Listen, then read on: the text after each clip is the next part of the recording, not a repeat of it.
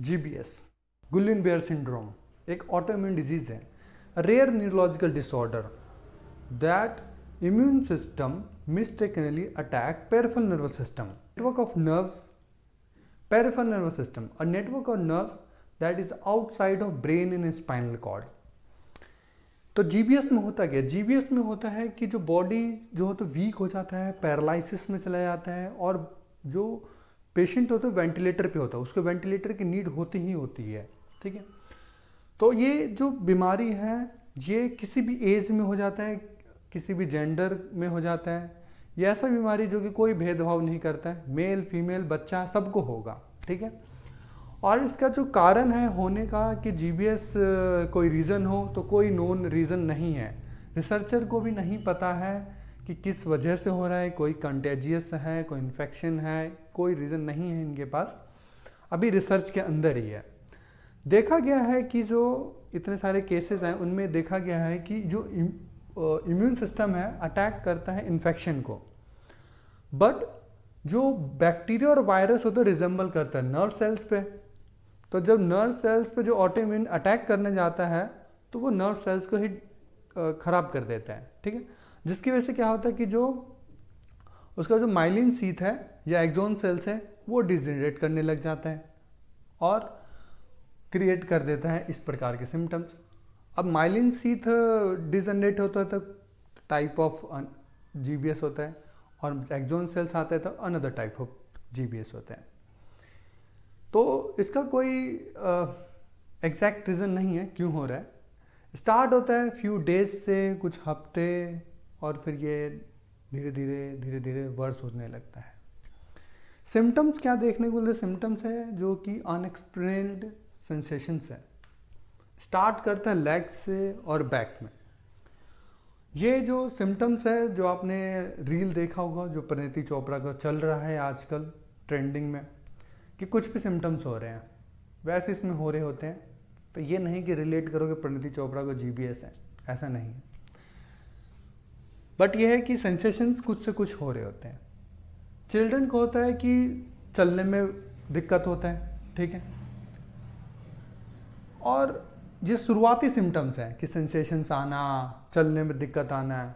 इससे बाद में जो मेजर सिम्टम्स आता है तो जो शुरुआती सिम्टम्स वो डिसअपियर हो जाता है। इनमें एक कॉमन देखा है कि सिमेट्रिकल वीकनेस आएगा। ठीक है, जैसे हेमिप्लेजिया में कि आधा बॉडी पैरालाइज होगा, ऐसा कुछ नहीं है। सिमेट्रिकल, दोनों भागों में बराबर बराबर सिम्टम्स होंगे। ठीक है, स्टेयर्स में नहीं चढ़ पाएगा। ठीक है, आर्म्स होंगे, ब्रीथिंग, फेस, मसल्स, ये सब पैरालाइज होना स्टार्ट हो जाएगा। ब्रीथिंग में ज़्यादातर दिक्कत होता है, वेंटिलेटर पे बिल्कुल पेशेंट होगा। ठीक है, ICU की तो नीड है ही इसमें। स्टार्ट होता है upper body and move down leg feet, ऊपर की बॉडी से शुरू होगा, पैर, तलवे, फीट, इन सब में जाना शुरू कर देगा, सब वीक होता चला जाएगा। पहले 2 वीक्स धीरे धीरे कमजोरी आना स्टार्ट। तीसरे वीक में 90% अफेक्टेड हो जाएगा। ठीक है, रात में बहुत दर्द होगा। ठीक है, कोऑर्डिनेशन प्रॉब्लम आएगा कि वो चल नहीं पाएगा ढंग से, कोऑर्डिनेट कर पाएगा। Heart rate, blood pressure abnormal देखने को मिलेगा। ठीक है, आंखों के मसल देखने में या कुछ निगलने में, बोलने में, सब में डिफिकल्टी रहेगी, और डाइजेशन और ब्लैडर कंट्रोल नहीं रहेगा। ठीक, तो ये कुछ सिम्टम्स है जो कि GBS को दिखाते हैं। लेकिन कुछ कुछ केसों में क्या होता है कि अलग अलग सिम्टम देखने को मिलते हैं, कोई रिलेट नहीं कर पाते हैं कि क्या है। डिफरेंशियल डायग्नोसिस बहुत है इसके, कि क्या है, हेमिप्लेजिया, स्ट्रोक है, क्या GBS है।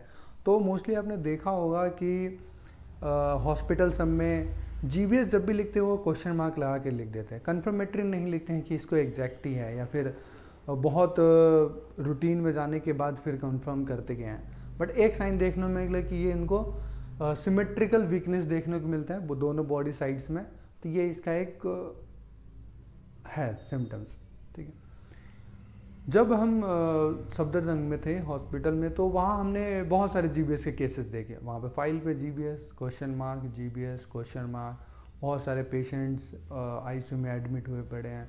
हर रोज़ हम ICU जब विजिट करते थे 1 से 2 GBS के केस देखते थे हम।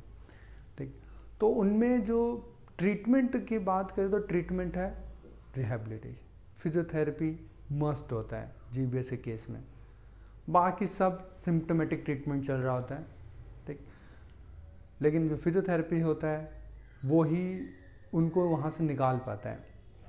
एक आपको मैं वीडियो शेयर करूँगा जो हमने आईसीयू में जब हम रहे हैं, तो करीब जो पेशेंट था करवा पा रहा है, पेशेंट का अटेंडेंट नहीं करवा पा रहा, फिजियोथेरेपिस्ट लगा हुआ है, मेहनत किए जा रही है। 150 दिन बाद रिजल्ट आता है कि वो जो पर्सन है वो अब व्हील चेयर पर बैठ करके आसपास के सराउंडिंग सुन पा रहा है, समझ पा रहा है और थोड़ा हंस बोल पा रहा है, हाथ हिला पा रहा है। इतना टाइम लग जाता है इनके रिकवरी आने में, ठीक। तो ये जिनको भी होता है उनसे ये बिल्कुल उम्मीद ना करें कि जिनको जीबीएस होता है वो जल्दी रिकवर नहीं करते हैं, थोड़ा टाइम लेते हैं। कोई केस जल्दी फास्ट रिकवर भी आते हैं, कुछ टाइम भी लेते हैं काफ़ी। What happen in GBS? GBS में होता क्या है कि जो इम्यून सिस्टम है वो डैमेज करता है माइलिन शीथ और एक्सोन को। और वो क्या करता है कि जब माइलिन शीथ और एक्सोन ही डैमेज हो चुका है तो जो नर्व वो ट्रांसमिट ही नहीं कर पाता सिग्नल एफिशिएंटली मसल्स को, और जिसकी वजह से जो बॉडी को जो भी है मसल्स जो लूज कर देते एबिलिटी टू रिस्पॉन्ड और कॉज हो जाता है वीकनेस, ठीक। तो ये वीकनेस क्रिएट कर देता है। वीकनेस बहुत ही क्विकली आता है, घंटों में, डेज में, हफ्तों में, फटाफट ये बढ़ता ही चला जाता है और जिसके बॉडी के फुल्ली पैरालिटिक हो जाता है, ठीक। इसमें क्या जो नर्व डैमेज करता है वो, जिसकी वजह से क्या होता है कि ब्रेन रिसीव करता है abnormal sensory signals, rest of the body से बहुत एबनॉर्मल सिग्नल्स आते हैं, जैसे पैरेस्थीसिया हो गया, टिंगनिंग हो गया, फॉर्मिकेशंस हो गया। फॉर्मिकेशंस क्या होता है? फॉर्मिकेशंस होता है जब पेशेंट को ये लगता है कि इंसेक्ट उनके स्किन के अंडर से जा रही है, तो वो लगता है कि कुछ ना स्किन के नीचे से चल रहा है, कुछ इंसेक्ट टाइप, और डीप मसल्स में पेन आना शुरू होता है। तो ये है कि जीबीएस के अंदर ये देखने को मिलता है, ठीक। अब देखिए तो इसमें डायग्नोसिस कैसे करेंगे? एक तो डायग्नोसिस का बहुत डिफिकल्ट है, डिफरेंशियल डायग्नोसिस बहुत देखना पड़ता है, ठीक है। सिम्टमेट्रिकल सिम्टम्स देखने को मिलता है कि दोनों बॉडी में क्या मतलब एक बॉडी के अंदर जो दोनों राइट लेफ्ट दोनों पार्ट की तरफ क्या सिमेट्रिकल सिम्टम्स दिख रहा है, जो स्पीड ऑफ सिम्टम्स वो कैसा है, कितना फास्ट आ रहा है, ठीक, कि कुछ घंटे, दिन, हफ्ते में क्या कंडीशन और वर्स होता जा रहा है। इसमें कहते हैं DTR लॉस्ट हो जाता है, जो डीप टेंडन रिफ्लेक्सेस होते हैं वो खत्म हो जाता है। अगर किसी का नी रिफ्लेक्स चेक करेंगे तो नहीं शो करेगा, ठीक। NCV करवाएंगे, नर्व कंडक्शन वेलोसिटी करवाएंगे टेस्ट, जिसमें पता चले कि क्या जो पेरिफेरल नर्व से ब्रेन के पास सिग्नल कितना फास्ट आ रहा है कि नहीं आ रहा है।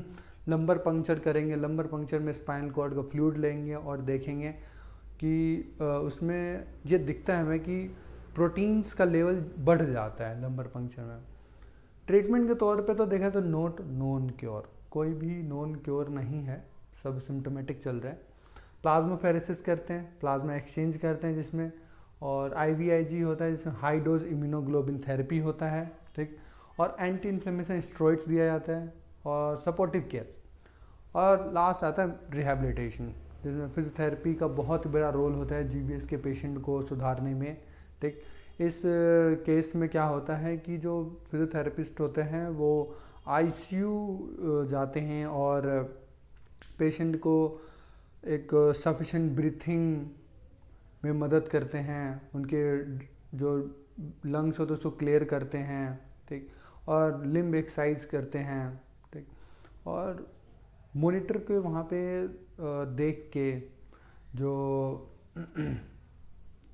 ICU में लगा रहते हैं वहाँ पे, और उसमें SpO2, heart rate, respiratory rate हो गया, BP हो गया, ये सब देखते हैं। फिर उसके बाद एक एक्सरसाइज प्लान होता है और उनको रिहैब किया जाता है जीबीएस के पेशेंट को। इसके टाइप्स भी हैं जीबीएस के, जिसमें AIDP होता है, जिसमें एक्यूट इन्फ्लेमेटरी डीमाइलिनेटिक पॉलीन्यूरोपैथी होता है। इसमें क्या होता है कि जो माइलिन सीधे डैमेज हो जाता है और जिसकी वजह से क्या होता है कि सिग्नल करेक्टली नहीं पहुंच पाता है, ठीक। AMN होता है acute motor axonal neuropathy, AMSN होता है acute motor sensory axonal neuropathy. इन दो कंडीशन में क्या होता है कि एक्सोन डैमेज होता है और इसमें क्या होता है माइलिन सीधे डैमेज होता है, ठीक। तो ये जो GBS है, इसमें क्या होता है कि जो खुद का जो एक पुलिस होता है वो क्या करता है, खुद के जो करंट की जो तार होता है उसको डैमेज कर देते हैं कि सेंट्रल पावर पे जा ही नहीं पाएगा और बॉडी क्या हो जाएगा, तहस नहस हो जाएगा। कि जो मेन जो हमारा पेरिफेरल नर्व्स होते हैं वो क्या क्या सिग्नल ही ब्रेन के पास नहीं पहुंचा पाता है, ठीक। तो बॉडी क्या पैरालिटिक होना स्टार्ट हो जाता है, ठीक। तो जो मेन सर्किट है वो डैमेज करने स्टार्ट कर देते हैं, ठीक। तो ये रहा GBS का ओवरव्यू, ये बस ओवरव्यू है, ठीक, GBS के बारे में।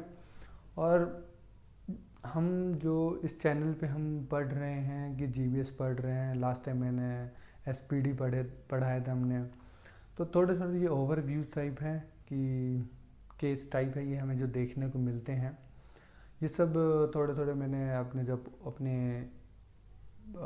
पोस्टिंग थे उनमें हमने देखे थे, और हमारे टीचर्स ने हमें बताया था, सिखाया था कैसे करना है, नहीं करना है।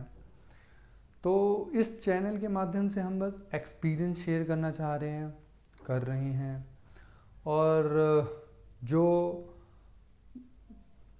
क्लिनिकल एक्सपीरियंस हो सकता है वो हम शेयर कर रहे हैं। दूसरा है कि नॉलेज को बढ़ाना है, ठीक। एक्सरसाइज जो होता है कि यूं ही नहीं होता है, कुछ भी हाथ पैर हिला के रख दो तो एक्सरसाइज हो गया, ये नहीं है। सब एक प्लान्ड होता है कि क्यों एक्सरसाइज कराना चाहिए, किसको कौन सा एक्सरसाइज कराना चाहिए, सब। तो इस पर हम पढ़ेंगे एक्सरसाइज थेरेपी के बारे में, proper exercise basic to high, पूरा एक्सरसाइज थेरेपी के बारे में पढ़ेंगे, और केसेस डिस्कस करेंगे, किस केस को क्या हम एक्सरसाइज करा रहे हैं, कौन सा नहीं करा रहे हैं, ये सब, ठीक। तो इस जो डॉक्टर एंशिएंट चैनल है, ये इस चैनल का जो नाम है ये बहुत ही सोच समझ के रखा गया है, और ये क्यों रखा गया है धीरे धीरे आपको वीडियो के हिसाब से पता चल जाएगा कि डॉक्टर एंशिएंट क्यों रखा है इसका नाम। और जो हम यहाँ पढ़ेंगे एक्सरसाइज थेरेपी के बारे में, डिटेल पढ़ेंगे, ठीक, कि क्या क्यों एक्सरसाइज क्यों करा रहे हैं, किसको हम यही एक्सरसाइज क्यों प्रेस्क्राइब कर रहे हैं, ये नहीं कर रहे हैं। तो और बस आप लोगों का सपोर्ट चाहिए कि इस चैनल को लाइक, सब्सक्राइब और कमेंट करिए, हो सके तो शेयर भी करिए।